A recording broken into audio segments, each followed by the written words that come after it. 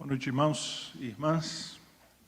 Vamos abrir as nossas Bíblias em Tiago, carta do apóstolo Tiago, lá no finalzinho das nossas Bíblias, perto de 1 Pedro, onde nós há pouco lemos. Tiago, capítulo de número 2. Tiago, capítulo de número 2, nós vamos ler os versículos 1 a 13. Tiago, capítulo de número 2, versículos 1 a 13.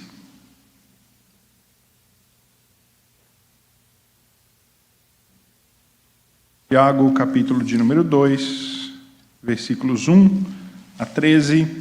Eu lerei a palavra do nosso Deus. Convido os irmãos a acompanharem a palavra de Deus, lida em Tiago, capítulo de número 2, versículos 1 a 13.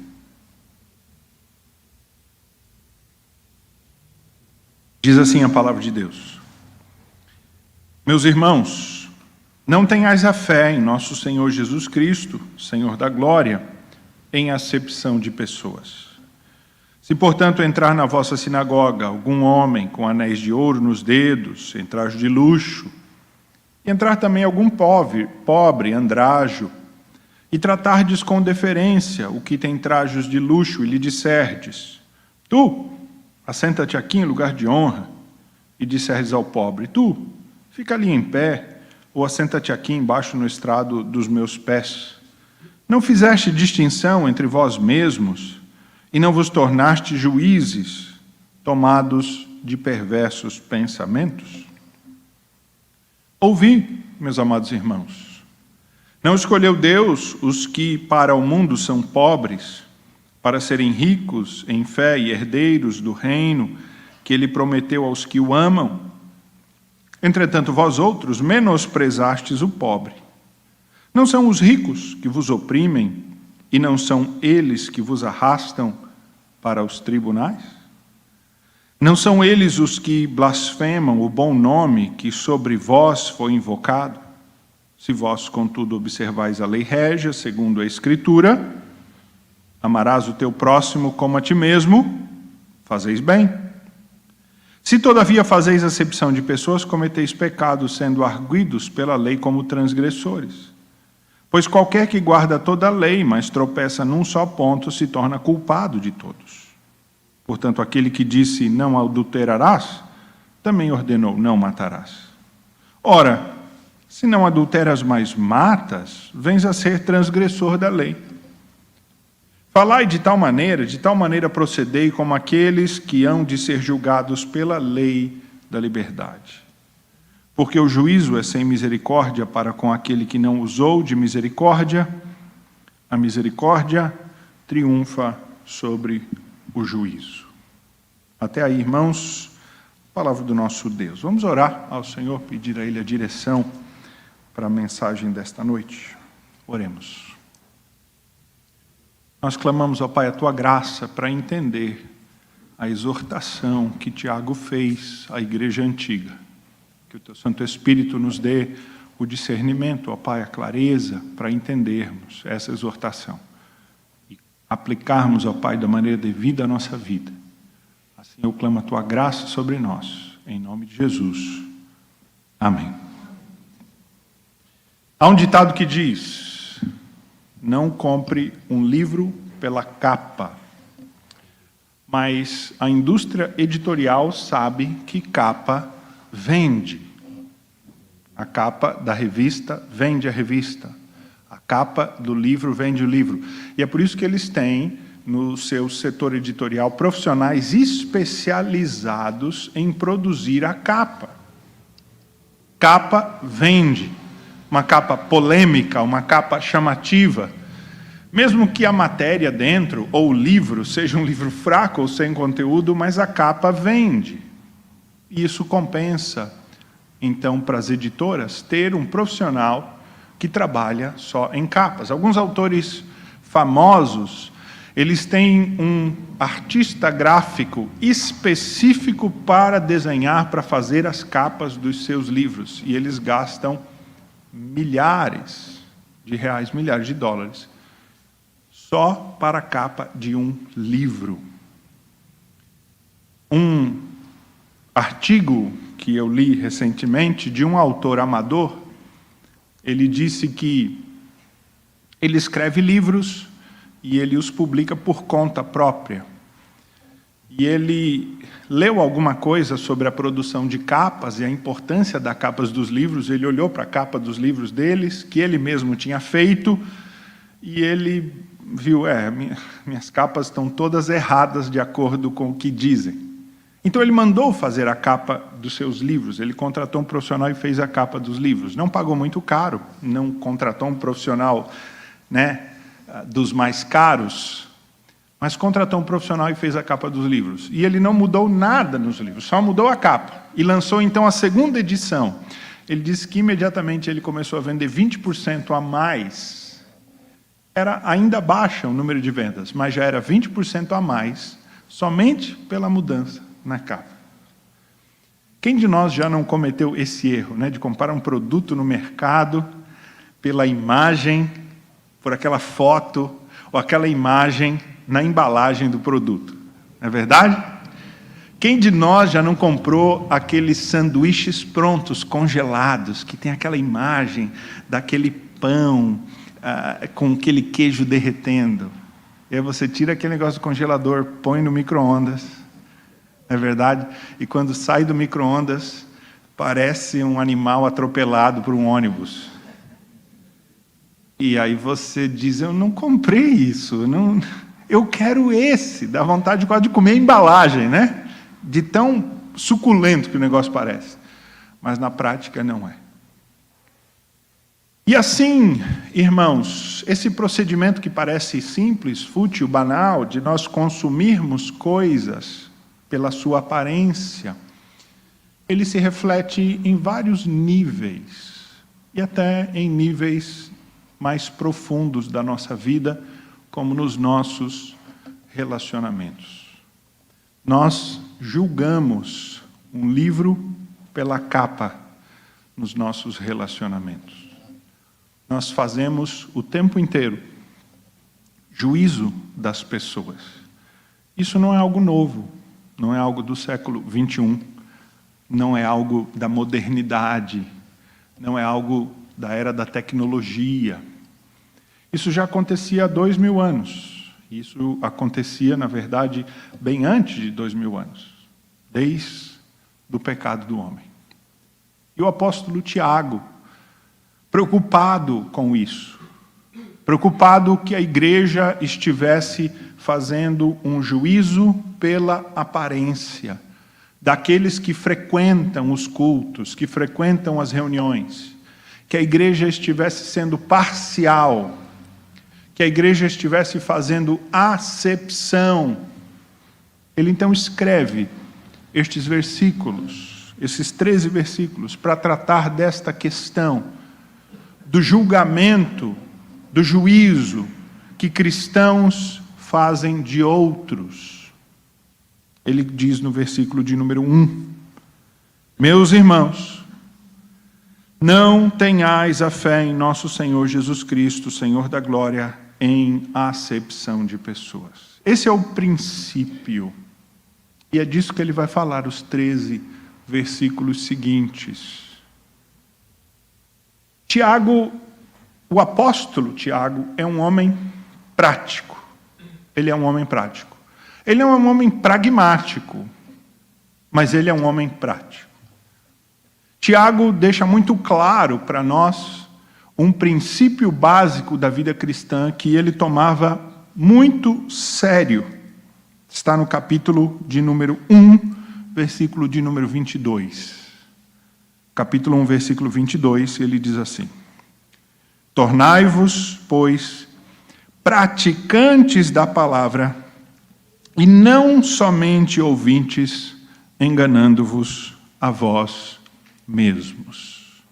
Esse versículo talvez seja o resumo de toda a sua epístola. Tudo aquilo que ele trata nos 5 capítulos da sua epístola podem, de certa maneira, serem resumidos nesse versículo de número 22. Ou seja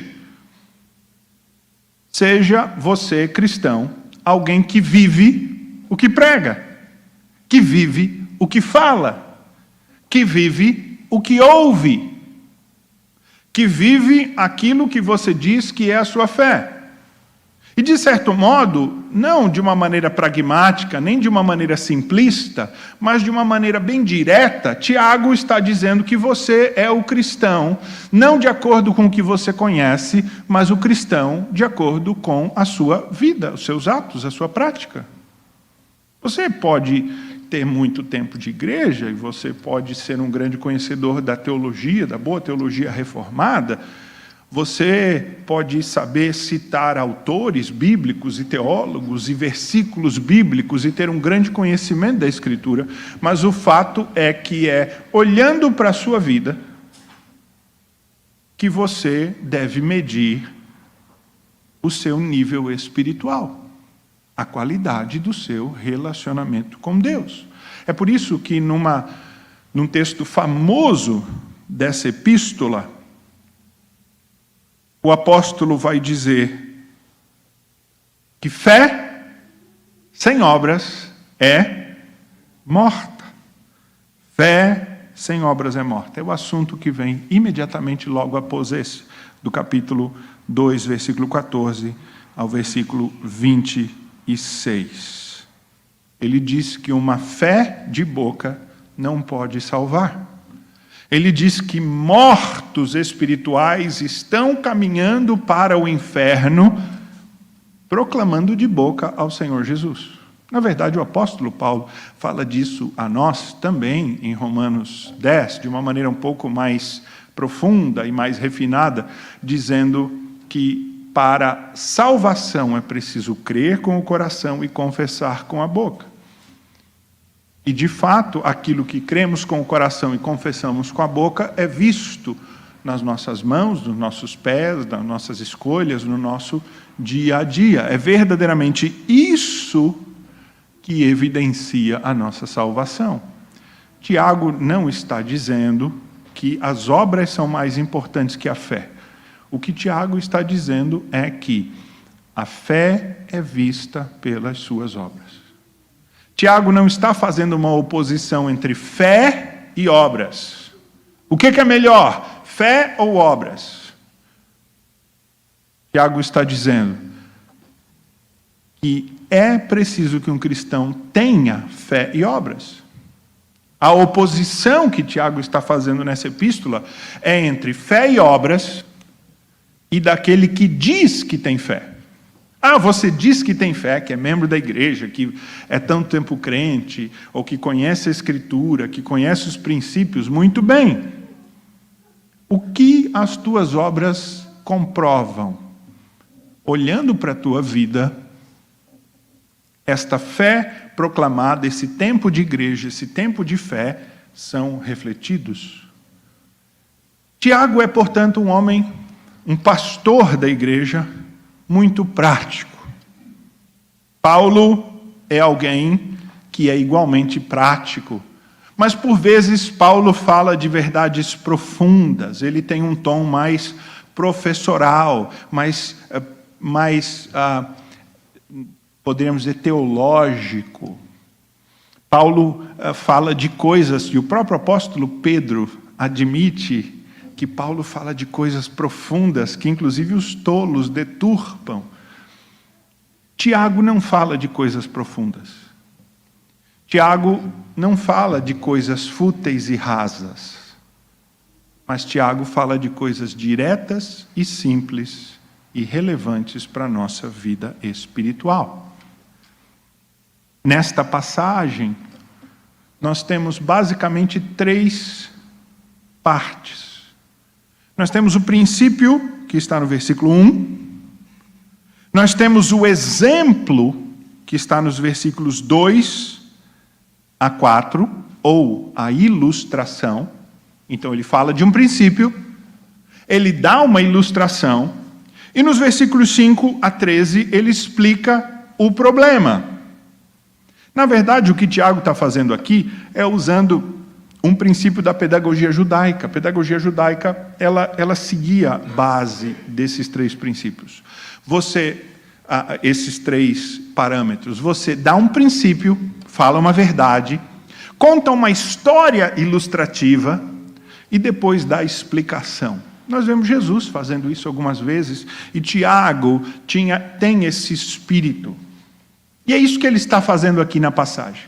E é isso que ele vai fazer em toda a sua carta. Veja que ele inicia o capítulo 2 com a expressão meus irmãos. Ele vai começar o capítulo 2, versículo 14, de novo dizendo meus irmãos. De novo, no capítulo 3, versículo 1, dizendo meus irmãos. Então, toda vez que você ouvir um meus irmãos em Tiago, ele está começando um texto novo, um assunto novo, uma aplicação nova, um conteúdo novo. E ele está usando muito similarmente este princípio, ou essas bases pedagógicas, de falar um princípio, dar uma ilustração, ou contar uma história e explicar. Às vezes a ordem está invertida, mas é basicamente isto que Tiago faz. E aqui o princípio está claro logo de saída. É o versículo de número 1, que é: não tenhais a fé em Jesus Cristo em acepção de pessoas. A construção aqui é meio difícil e a nossa tradução não facilitou muito, mas o que Tiago está querendo dizer é: você que crê no Evangelho não pode fazer acepção de pessoas. Quem crê no Evangelho não pode fazer acepção de pessoas. É simples, é direto.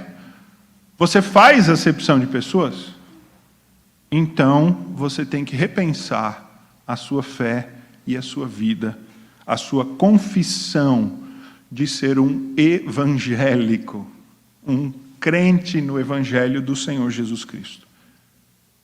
De modo que Tiago está dizendo que aquele que tem verdadeiramente o Evangelho de Jesus Cristo no seu coração não faz acepção de pessoas. Logo, os que fazem acepção de pessoas estão precisando aplicar mais o Evangelho à sua vida, viver mais a graça, a misericórdia, o princípio do Evangelho. Precisamos entender aqui a expressão acepção de pessoas. O que é acepção de pessoas? Acepção de pessoas quer dizer julgar alguém com base numa aparência. É julgar alguém a priori. É julgar de saída. Você não conhece a pessoa, mas ao vê-la ou estudar um pouquinho o seu comportamento, você já decreta: ah, esse é assim. Esse é desse jeito. E evidentemente que quando eu e você decretamos algo, as nossas ações em relação a essa pessoa são influenciadas, não tem dúvida. Se você vê alguém e você decreta: essa pessoa é gente boa, o que você tende a fazer? A se aproximar dela, a conhecê-la, a querer se envolver mais com ela, convida ela para ir na sua casa, ou você faz uma visita a ela, ou manda uma mensagem e começa um bate-papo. Agora, se você logo ao ver alguém que lhe desagrada e você diz: que pessoa chata, qual é a sua reação dali em diante? Uma vez que você decretou, declarou, julgou, classificou, botou o selo chato em alguém, o que você vai fazer? Você vai evitar essa pessoa ao máximo. Você vai ser cordial, lógico. Vai dizer: oi, tudo bem, muito bem, como é que está? Você vai ser educado, polido. Mas você não vai se envolver com essa pessoa, vai? Ou algum de nós tem essa paixão por pessoas chatas? Alguém tem? Levante a mão aí, por favor. Algum hipócrita mentiroso, por favor? Estou brincando. Há pessoas que têm o dom da misericórdia. Eles são inicialmente, já logo de saída, assim. Mas como o texto vai dizer, é o que Deus quer de todos nós. E nós vamos chegar lá. Tiago dá um exemplo. Qual é o exemplo que ele dá? É que numa reunião da igreja, e ele usa a expressão sinagoga, e a expressão sinagoga significa apenas reunião religiosa, muito provavelmente os primeiros cristãos chamavam as suas reuniões de sinagoga. Tiago é talvez, do Novo Testamento, o primeiro livro a ser escrito. É possivelmente o mais antigo livro do Novo Testamento. A carta, a epístola, é antes dos evangelhos, é antes dos escritos de Paulo.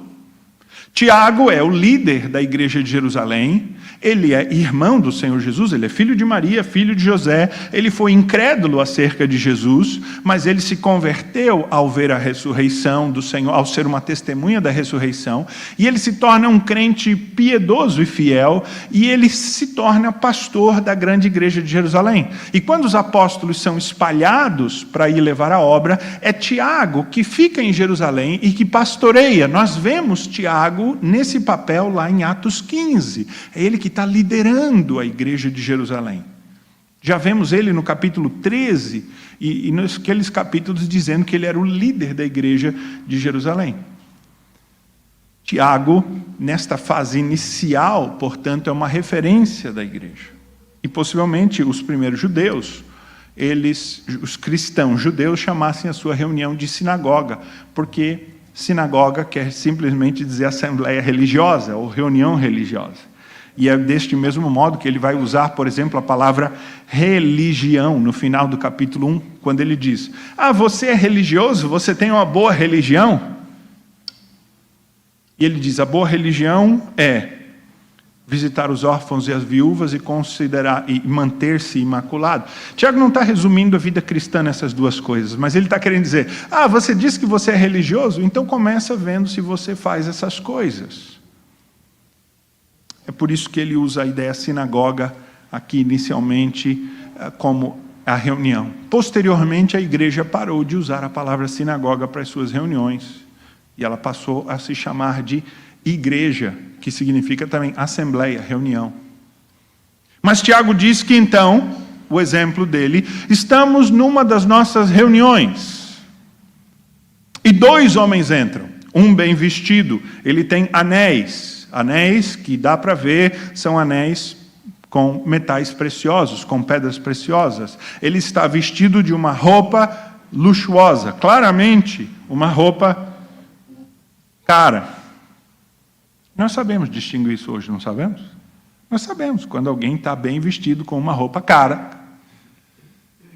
Nós sabemos pelo sapato que ele veste, pela roupa, pela marca. E um outro vestido de maneira simples. O texto diz andrajo, ou andrajoso. Quer dizer, ele está vestido como um maltrapilho. Nós poderíamos dizer de uma maneira popular, similarmente a um mendigo. Bem simples. Roupas, talvez com buracos, esfarrapadas, uma roupa bem simples. E esses dois homens entram na reunião. E aí os diáconos já o abordam. A culpa é sempre dos diáconos. Estou brincando. Não diz que é os diáconos aqui, viu, irmãos diáconos? Mas esses dois homens são abordados por alguém. E quem aborda o homem rico diz assim: olha, tem um lugar ali na frente. E apesar de que na nossa época o lugar da frente é dos desprivilegiados, né? Que o lugar bom é o do fundão. Na verdade, na igreja o lugar bom é o do fundão, né? Quem chega primeiro senta no fundão, quem chegou por último senta na frente.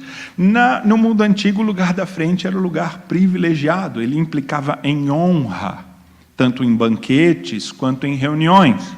É por isso que as pessoas que chegavam primeiro, elas ficavam mais atrás, ou assentavam-se onde elas achavam que era o seu lugar de dignidade. E os importantes já entravam direto, já se sentavam na frente, que era o seu lugar.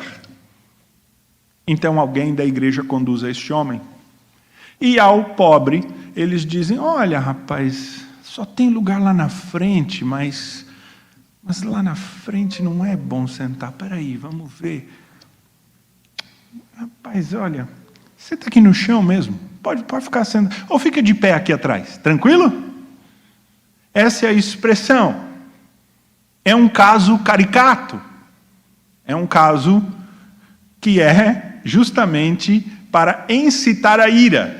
Lembra quando o profeta Natã vai a Davi, e ele conta o caso de um homem que tinha muitas ovelhas, e de um homem pobre que tinha uma ovelhinha só, e aquele homem o homem rico matou aquela uma ovelhinha do outro, e Davi diz assim: este homem tem que morrer, e o profeta diz: é tu, pecador. Tiago está criando uma história bem trágica, caricata, exatamente para chocar a igreja e chamar a atenção da igreja. Olha, vamos dizer que entra o rico e vocês põem ele lá na frente e dão todas as honras, e chega o pobre e vocês dizem assim: fica em pé aqui mesmo, ou senta no chão. É claro que a igreja não fazia necessariamente assim. É claro que a igreja tinha um senso social. Nós vemos a igreja de Atos ajudando os pobres, doando bens e ajudando os necessitados, ao ponto de que a cidade de Jerusalém era uma cidade que via a igreja com bons olhos.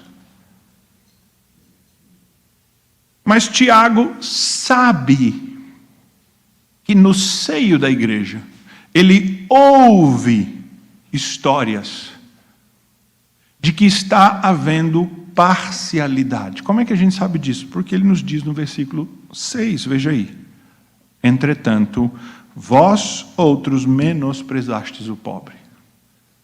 Está havendo na igreja um caso de menosprezo dos pobres e privilégio dos ricos, dos mais abastados, dos melhor posicionados.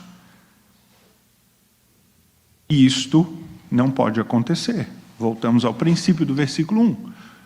Não pode haver acepção de pessoas onde o evangelho habita, onde está o evangelho, num lar, numa igreja, numa pessoa que esposa o evangelho, não pode haver acepção de pessoas. Ele passa a nos explicar, então, o caso do versículo 5 ao versículo de número 13. E nós vemos isso quando ele usa a expressão ouvi, meus amados irmãos. Ou seja, agora ele vai explicar. Agora ele vai explicar. Então, entenda a situação. E a situação aqui, meus queridos irmãos, não é econômica ou social. Porque algum incauto logo seria levado a pensar em estruturas de poder, na influência dos ricos e do capital e do dinheiro e da ganância. Alguém que não conhece a Escritura, que não entende a Escritura, poderia pensar que Tiago é, de certo modo, um socialista, um igualitário, ou um anarquista que está enfrentando as estruturas de poder. E alguns têm feito essa leitura infeliz, torcida desse texto. Não é de estruturas sociais. Não é... O Senhor Deus não tem nada contra os ricos. E não é que Ele ama mais os pobres. Não é disso que o texto trata. Veja a explicação de Tiago. Ele diz assim: não escolheu Deus os que para o mundo são pobres para serem ricos em fé e herdeiros do reino que Ele prometeu aos que o amam. Ah, pastor, viu? O senhor acabou de falar que ele não está falando da questão social e financeira, mas está claro aqui. Ele está falando que Deus escolheu os pobres. Jesus fala isso aos discípulos, né? Que dificilmente um rico seria salvo. Então, logo, Deus tem um amor especial pelos pobres e tem determinados conceitos teológicos e defesas teológicas que falam isso, do amor especial que Deus tem pelos pobres. Deus tem um amor especial pelos pobres? Não. Deus não tem um amor. Sabe por quê? Que se Deus tivesse um amor especial pelos pobres, Ele estaria fazendo exatamente aquilo que esse texto proíbe fazer. O que o texto diz? Que é para não fazer acepção de pessoas. E amar os pobres seria o quê? Fazer acepção de pessoas. Deus não tem um amor especial pelos pobres. O problema não é esse, não é disso que o texto está falando. Tiago está explicando a situação e dizendo: olha como vocês caminham contrário ao princípio e à prática e à vida. Porque a maioria dos cristãos são pobres.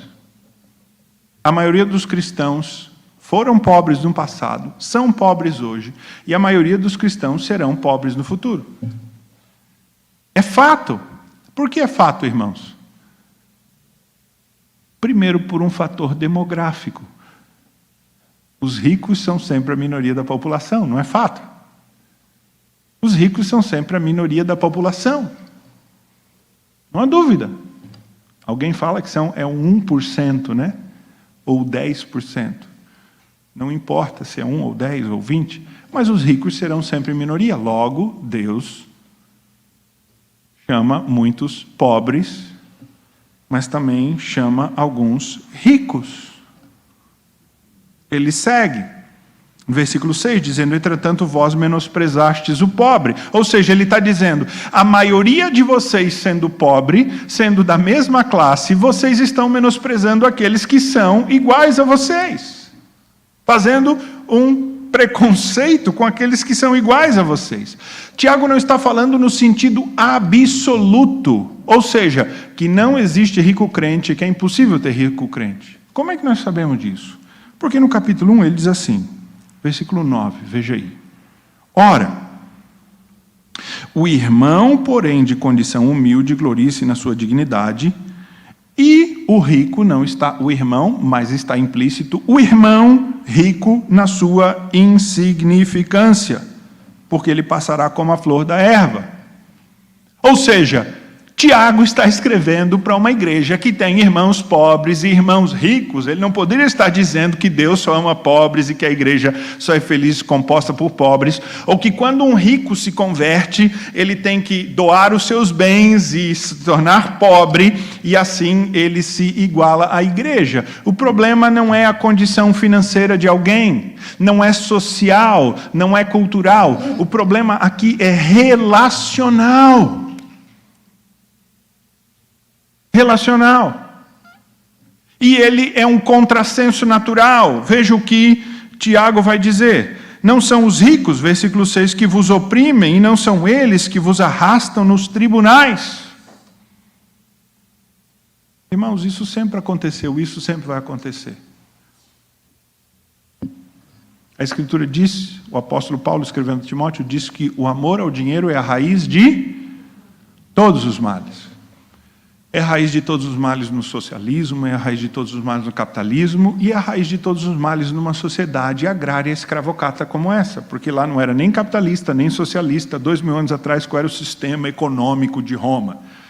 Não tinha nem as discussões que nós temos hoje. Não era esse fato, a sociedade era diferente, o dinheiro era diferente, movia-se diferente. Não era um sistema industrial, não era um sistema de comércio. E se parecia com algo, parecia muito mais com socialismo, ou com a ideia de uma economia centralizada ou controlada pelo governo central, do que um capitalismo de livre mercado. Mas não é esse o ponto. A questão não é social. Tiago está dizendo, olha, Tiago só está utilizando esse exemplo, mais uma vez, para apontar a tolice do modo como eles tratam. Olha, esses ricos que vocês chamam e põem na frente, são os mesmos ricos que daí fora, no dia a dia, vão explorar vocês nos tribunais. Por quê, irmãos? Porque os ricos sempre se prevaleceram, os poderosos, e a palavra rico aqui não quer dizer necessariamente rico financeiro, quer dizer poderoso, aquele que está em postura superior, embora implique primariamente num fator financeiro, mas não é estritamente financeiro, são eles que querem permanecer sempre ricos. E o que eles fazem? Eles corrompem, eles pagam suborno, eles procuram ficar como estão. Isso sempre aconteceu e sempre vai acontecer. E Tiago está apontando exatamente essa tolice. É engraçado que vocês estão honrando aqueles que humilham vocês lá fora. E o problema não está, meu querido irmão, em trazer o rico à frente. Onde está o problema? Qual é o problema? O problema é deixar o pobre lá atrás. O problema é deixar o pobre lá atrás. Será que nós não devemos dar lugar de honra aos nossos visitantes, aqueles que vêm ao nosso meio, os que nos recebem? Será que nós não devemos ser hospitaleiros com as pessoas da nossa casa? Será que nós não devemos receber bem e tratar bem a todo tipo de pessoa? Ou será que nós devemos tratar bem aos pobres e os ricos, como são ricos mesmo, eles se virem? Evidentemente que esse não é o problema. Estes ricos são aqueles que blasfemam o nome do Senhor, diz o texto bíblico, que vocês estão honrando a estes e menosprezando o pobre. Mas há uma lei régia, e esse é o problema. O problema está aí explicitado de maneira positiva, não negativa, no versículo de número 8. Se, contudo, observais a lei régia segundo a Escritura, o que diz a lei régia segundo a Escritura? Sabe qual que é a lei régia? É aquela lei que é publicada por um rei. Nós não vivemos nesse sistema, né? Nós vivemos num sistema em que uma lei ela é proposta, passa por uma comissão, passa pela Câmara, depois aprovada no Senado, e depois ela é promulgada pelo presidente. Ela é composta por uma série de etapas, é muita gente que passa por ela. Mas num sistema monárquico ou imperialista como esse, o imperador decide uma coisa da sua cabeça e ele diz, é isso, e ele decreta, e acabou, não tem. É a lei que o imperador quer que seja cumprida. Lembra, por exemplo, do caso de Daniel? Quando o imperador decidiu, por 30 dias ninguém pode orar a Deus nenhum. A gente pode pensar, mas que lei tola, né? Ele foi dissuadido, né, a isso por homens que tinham interesse escuso. Mas quando o rei decreta, Nabucodonosor falou, quando tocar trombeta, todo mundo tem que se prostrar à minha estátua. Acabou, o rei decretou, não discute. E é isso que Tiago está falando. Há uma lei régia. Qual é a lei régia? A lei régia é a seguinte, amarás o teu próximo como a ti mesmo. Amarás o teu próximo como a ti mesmo. Essa é a lei régia, é a lei do rei, é a lei que não se discute, é a lei que não se debate, é a lei que você não contesta. Ela vem do rei, você cumpre. Cumpre. Esta lei não é uma lei da nova aliança. Ela é uma lei que vem lá da antiga aliança, lá de Levítico 19. Olha só, se você quer consultar, o que Levítico 19:15 diz sobre a sociedade e o comportamento na sociedade judaica. Ela diz assim, não farás injustiça no juízo, nem favorecido o pobre, nem comprazendo ao grande, com justiça julgarás o próximo. Entendeu? Haverá justiça na sociedade judaica, na sociedade israelita. Não favorecerás o pobre. E não vais dar prioridade ao grande, ao rico. Entendeu? É assim na sociedade judaica. E aí então, versículo 18 desse capítulo 19. Não te vingarás, nem guardarás ira contra os filhos do teu povo, mas amarás o teu próximo como a ti mesmo. Esse é o princípio, essa é a lei régia. É isto que Tiago, um judeu de judeus, está falando para aquela igreja de cristãos, os primeiros cristãos.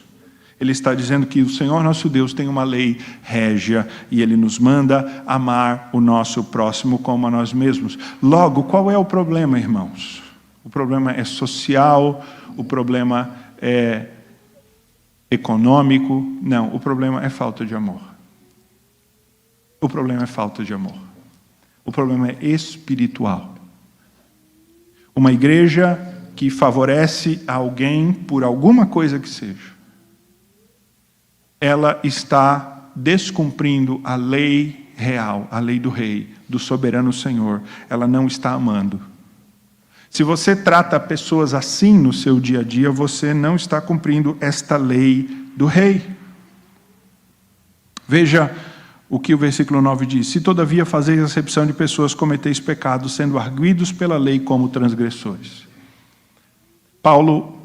Tiago está dizendo que se você faz acepção de pessoas, você não está amando pessoas, e você não está cumprindo a lei, e portanto você é transgressor da lei. E isso ele vai explicar no versículo 10 e 11, quando ele diz assim: você, por exemplo, que diz que segue a lei, você que não adultera, mas mata, então você é transgressor da lei igual, porque você não pode escolher a lei o que cumprir. O que Tiago está querendo dizer para nós nesses princípios, nesses versículos que aqui estão? Tiago está nos dizendo que você não pode dizer que é um bom cristão, que você vem à igreja, que você é membro da igreja há muito tempo, que você é dizimista, que você é professor da escola dominical, que você ama ao Senhor Jesus Cristo e que você adora a Deus de todo o teu coração, quando você trata pessoas com parcialidade.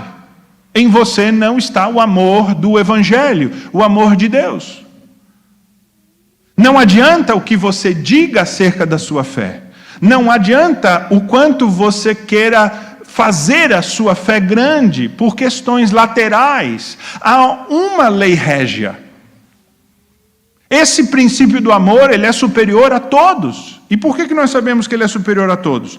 Porque o Senhor Jesus, lá em Mateus 22, a partir do versículo 36, quando perguntado qual é o grande mandamento, ele disse: amarás a Deus sobre todas as coisas. E o segundo maior mandamento semelhante a esse é: ama o teu próximo como a ti mesmo. Citando Levítico 19, versículo de número 18. E ele diz: estes dois mandamentos resumem tudo o que Deus quer de nós. Logo, se você se reputa, se considera como um bom cristão, um evangélico, um seguidor, mas você é parcial para com pessoas, você julga livros pela capa, você trata pessoas pela aparência, você não ama o seu próximo como a ti mesmo, como se ama. Então, tudo é vão, é o que Tiago está dizendo. Ele diz: tudo bem, você não adultera, mas mata. Então você é transgressor de toda a lei. Nós servimos a um Deus, irmãos, que não faz acepção de pessoas. O nosso Deus não faz acepção de pessoas. Vários textos mostram isso. Lá em Atos capítulo 10, quando o apóstolo Pedro é enviado à casa de um centurião, ele tem uma visão, antes de ir para lá. E nesta visão que Deus lhe deu, ele entendeu que Deus não faz acepção de pessoas aqui, por isso que Deus estava querendo salvar aquele centurião romano. É isso que Pedro diz para nós em Atos 10, 34. Em Romanos 2,11, o apóstolo Paulo vai nos dizer que o Senhor Deus salva a judeus e gentios igual, porque ele não faz acepção de pessoas. Ou seja, Deus nunca quis salvar só os judeus. E se Deus definisse salvar só os judeus, ele estaria fazendo acepção de pessoas, mas Deus não faz isso. E Paulo vai repetir isso em Efésios 6,9, Colossenses 3, 25. O nosso Deus não faz acepção de pessoas. Ou seja, quando ele nos amou e nos escolheu, ele não te amou, te escolheu, te salvou por qualidades que ele viu em você. Deus não te amou pela tua capa, pela tua aparência, pelas tuas obras. Nós lemos aqui no culto o Salmo de número 103, não é verdade? Salmo de número 103 diz que Deus nos conhece muito bem. Salmo de número 103 diz assim, versículo de número 14, pois ele conhece a nossa estrutura. Sabe o que esse versículo quer dizer? Deus conhece a tua estrutura. Quer dizer, Ele sabe exatamente do que você é feito e o que você é. E sabe o que você é? Versículo 14 diz. E sabe que somos pó. É isso que eu sou. É isso que você é diante de Deus. E como é que pó pode então olhar para o outro pó e dizer, esse aqui é um pozinho melhor. Esse aqui é um pozinho pior. É tudo pó. Sabe por que nós olhamos para o outro e fazemos acepção? Porque, irmãos, isso está no nosso coração. Nós nos julgamos superiores a uns e inferiores ao outro. Nós mesmos fazemos uma imagem de nós mesmos que é baseada nas nossas obras ou qualidades. Isso é projetado nos nossos relacionamentos. Como é que nós vemos isso no texto? Está claro. Versículo 12, ele diz assim, falai de tal maneira e de tal maneira procedei como aqueles que hão de ser julgados pela lei da liberdade. Olha só, aquilo que você fala e que está subentendido, aquilo que você pensa, aquilo que você concebe como de valor, como bom, como ruim, ou aquilo que você entende que é agradável ao Senhor. Que seja isso filtrado pela lei da liberdade. A lei da liberdade quer dizer a lei de Deus, essa lei que nos dá liberdade, essa lei que nos foi dada, que está aqui diante de nós, revelada. E assim então você trate aqueles de igual modo. Porque quando nós fazemos acepção de pessoas, nós estamos fazendo um juízo sobre as pessoas. É o que diz o versículo de número 4. Nós tornamos juízos de perversos pensamentos. Ah, pastor, mas se eu ver as pessoas e as obras pelos frutos conhecereis, né, pastor? Tudo bem. Então, quer dizer então que você não pode julgar antes, mas você pode ver as obras e pode então julgar depois. Claro, não é assim que o Evangelho diz? Julgue os outros depois de conhecê-los bem. Não é isso? Não! Ele diz, ame o teu próximo como? Como é que Deus nos trata? Volta lá para o Salmo de número 103, se você não fechou a Bíblia, está com ele aberto aí. Salmo de número 103. Bem no comecinho daquele texto, diz assim, versículo 8. O Senhor é misericordioso e compassivo, longânimo e assaz benigno, não repreende perpetuamente, nem conserva para sempre a sua ira, não nos trata segundo os nossos pecados, nem nos retribui consoante as nossas iniquidades. Por que nós, então, achamos que podemos tratar os outros e retribuir a eles, tanto pela aparência que eles têm, quanto pelo modo como eles nos tratam? Quando nós agimos assim, irmãos, é porque nós não estamos entendendo a graça do Evangelho. Quando nós agimos assim, é porque você está achando que você é um pozinho um pouquinho melhor.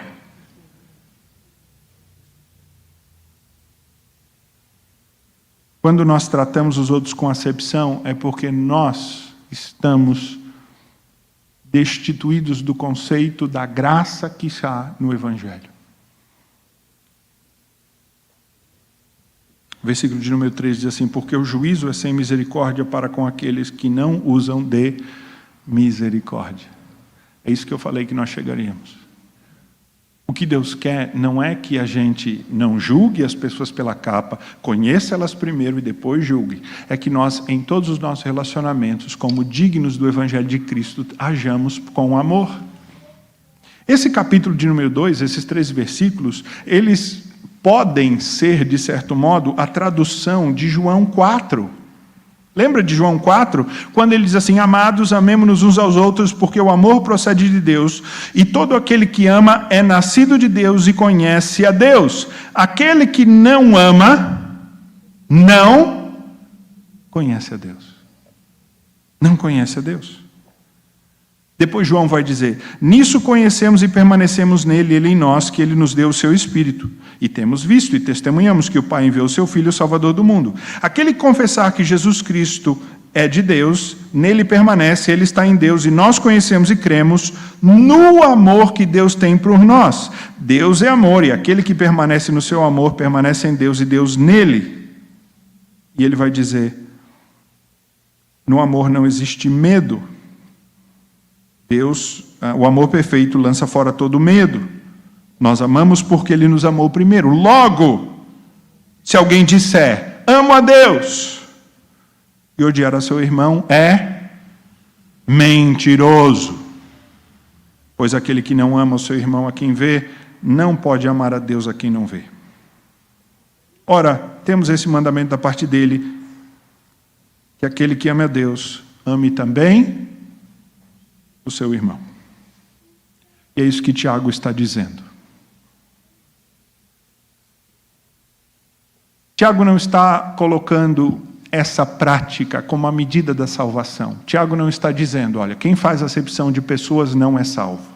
Quem faz acepção de pessoas vai para o inferno. Não é isso que Tiago está dizendo. O que Tiago está dizendo é que você vive a medida do Evangelho na sua vida na mesma medida em que você pratica o mandamento real do amor. Porque o Evangelho é essa mensagem da graça do amor de Deus. E aqueles que são libertos pelo amor deveriam se tornar também amorosos. E não juízes do seu irmão, nem tampouco deveriam se tornar preconceituosos. Quando alguém conhece o grande amor de Deus por si em perfeição, torna-se também alguém que ama. E esse amor aqui, irmãos, não é amor de sentimento, o amor romântico, que é tão defendido. É um amor de ação, porque amor é uma atitude. Talvez, ao ver alguém, vai subir no seu coração aquele primeiro juízo e preconceito, e aí você vai dizer, Senhor Deus, Tu queres que eu o ame. E então você repreende esse sentimento maligno e maldoso que sobe do teu coração, e você diz, eu vou tratá-lo com a dignidade, como eu gostaria de ser tratado. Quando alguém que você conhece se mostra uma pessoa que não é muito cordaz, que não é muito agradável, ou uma pessoa chata, você não desvia-se de se relacionar com essa pessoa. Você mostra a graça de Deus para com ela. Esta graça que você tem recebido, porque você e eu somos pó. Mas Deus nos trata com graça, com amor, Ele nos ama, e essa é a graça do Evangelho. Muitos, irmãos, dos nossos relacionamentos são baseados em troca. Muitos casais estão com o casamento quebrado porque o seu casamento se baseou até hoje em troca. Foi sempre um casamento e um relacionamento de resposta. Muitos pais e filhos estão com relacionamento fraturado porque não há essa disposição de amar mesmo sem receber nada. De amar mesmo sem a troca, sem a retribuição. Veja que este amor, a lei régia, a lei soberana, é de um amor que não se fundamenta na qualidade ou oferta que aquele amado tem para te oferecer. Este é o verdadeiro amor. Numa igreja em que há esse amor, os mais necessitados seriam amparados primeiro. Numa igreja em que esse amor habita, nós nos preocuparíamos com aqueles que estão sofrendo por primeiro. E não apenas com aqueles que são do nosso grupo ou semelhantes a nós.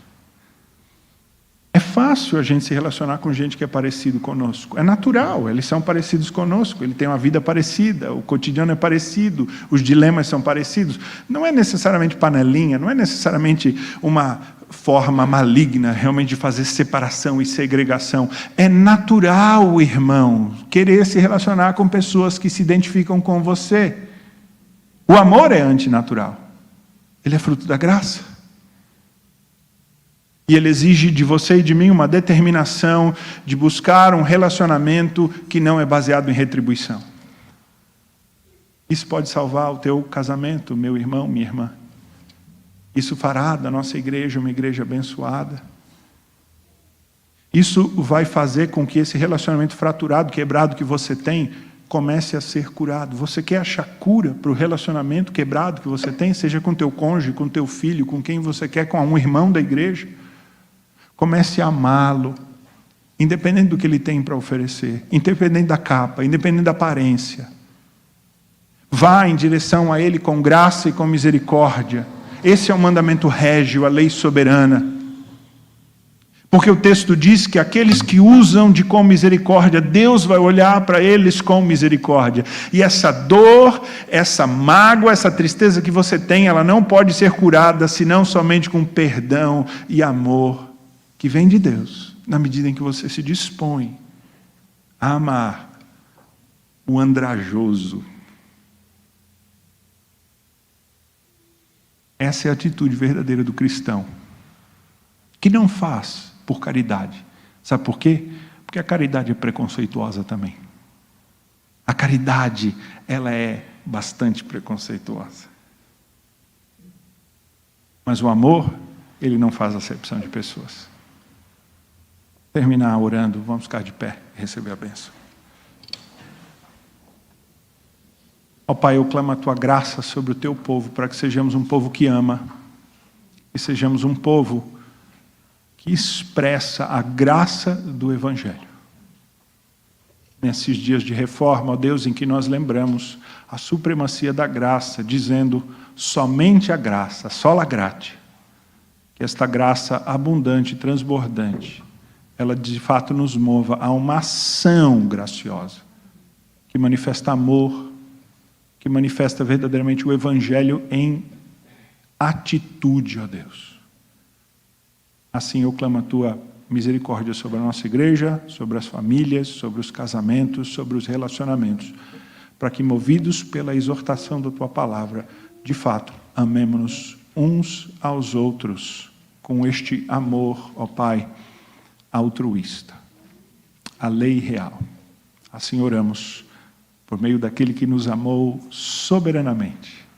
Tudo se deu, tudo entregou. Neste amor tremendo que nos transforma, no Seu nome nós oramos, Pai Jesus Cristo. Amém. E agora, irmãos, ide em paz, e que a graça do nosso Senhor e Salvador Jesus Cristo, o amor de Deus, o nosso Pai, e as consolações do Espírito sejam convosco, e convosco permaneçam hoje e pelos séculos dos séculos. Amém.